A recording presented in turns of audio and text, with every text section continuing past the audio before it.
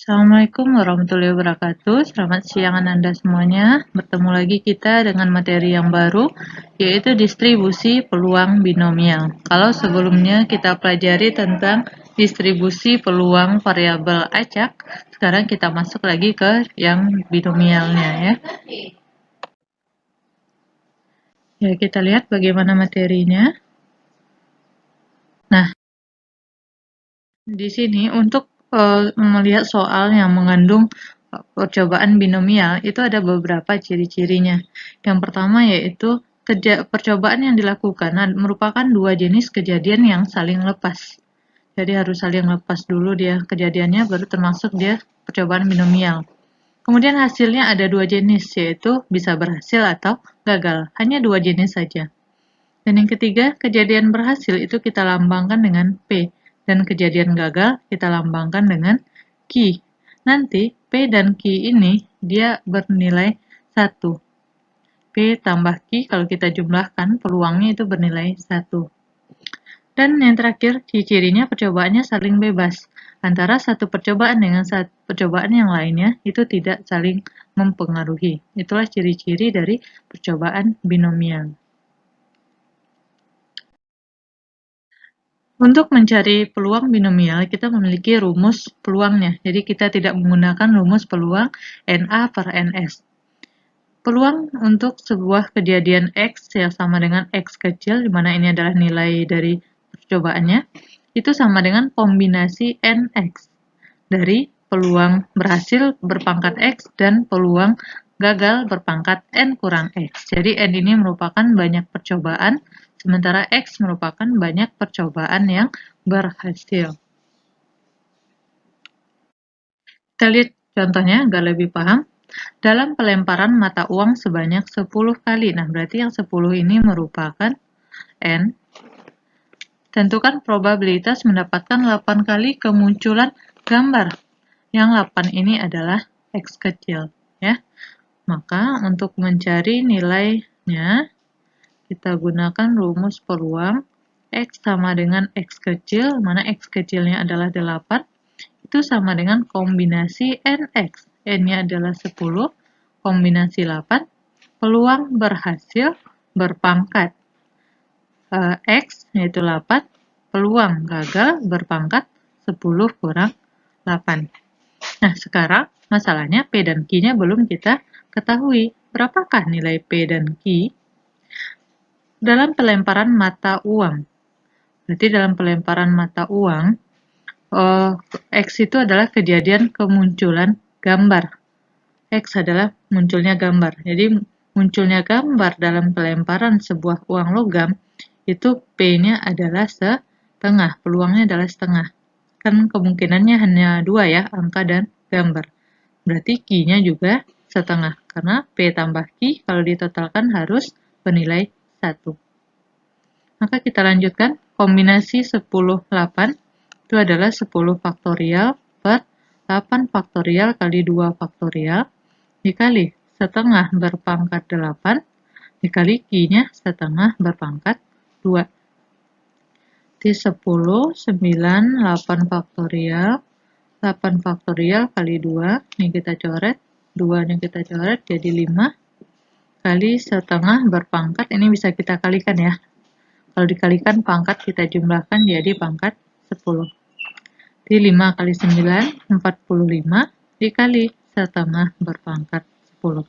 Inilah nilai dari peluang mendapatkan 8 kali gambar dalam pelemparan 10 kali uang logam. Contoh yang kedua, sebuah suku cadang dapat menahan uji goncengan tertentu dengan peluang 3/4.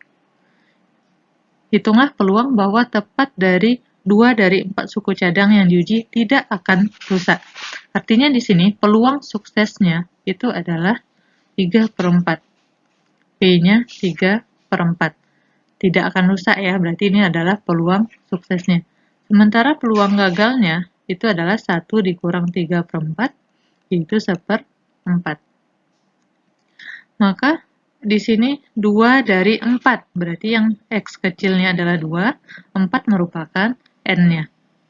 Maka peluang X sama dengan 2 itu sama dengan kombinasi 4, 2 dari peluang berhasil 3/4 pangkat 2 dan peluang gagal 1/4 dipangkat 4 kurang 2, N kurang X. 4 kombinasi 2 berarti 4 faktorial per 2 faktorial kali 2 faktorial. Kali ini 3 kuadrat 9/16 dikali ini 1 dikuadratkan 1, ini 4 dikuadratkan 16. 4 faktorial ini jadinya 4, 3, 2, 2 faktorial kali 2 kali 1. Kita sederhanakan. Ini jadinya 6 ya. 6 dikali 9/16 kali 16, 256. 6 kali 9 per 256, yaitu 54/256. Inilah total dari peluang bahwa tepat 2 dari 4 suku cadang yang diujikan tidak akan rusak, alias dapat menahan uji goncengannya.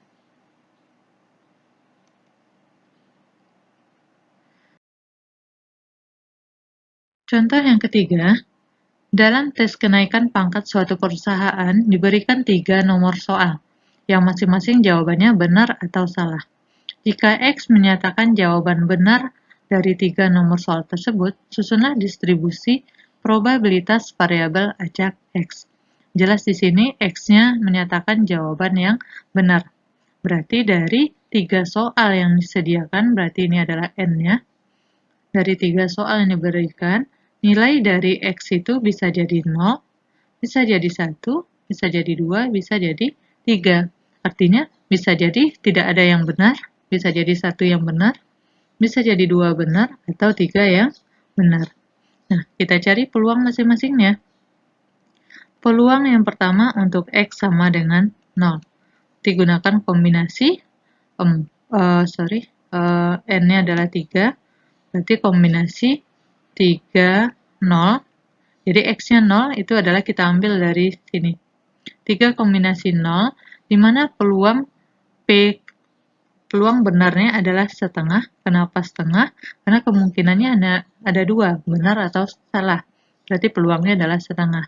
Setengah berpangkat 0, berarti benarnya 0. Yang salahnya adalah 3 dikurang 0. Maka ini hasilnya yaitu 3 kombinasi 0 itu adalah 1, dikali setengah berpangkat 0, 1, setengah berpangkat 3 adalah 1/8. Jadi hasilnya 1/8.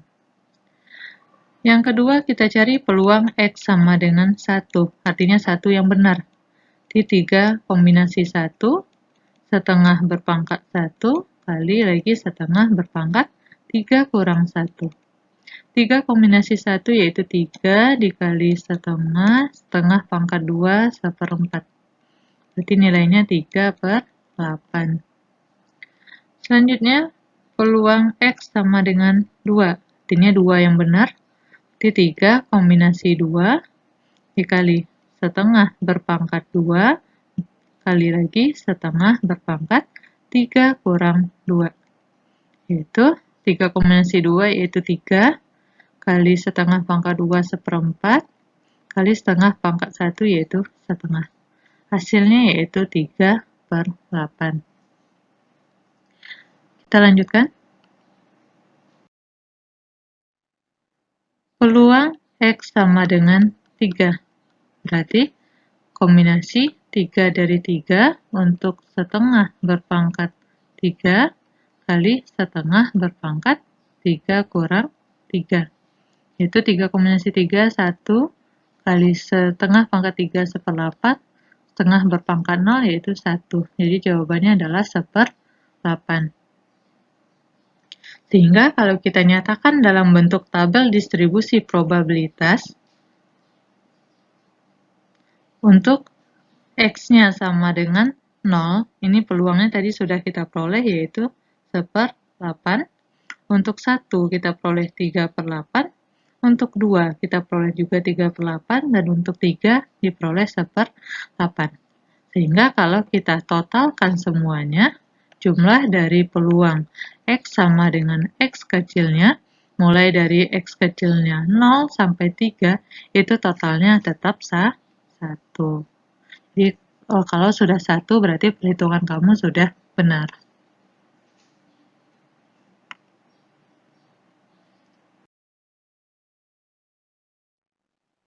Contoh yang keempat, tentukanlah distribusi probabilitas banyak sisi gambar jika sebuah uang logam dilemparkan 6 kali.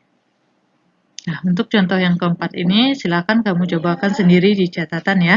Nanti akan kita bahas bersama.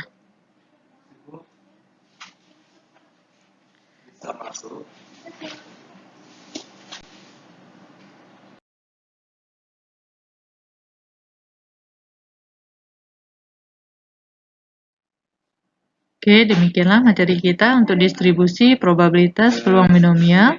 Sekian dan terima kasih. Semoga bermanfaat. Assalamualaikum warahmatullahi wabarakatuh.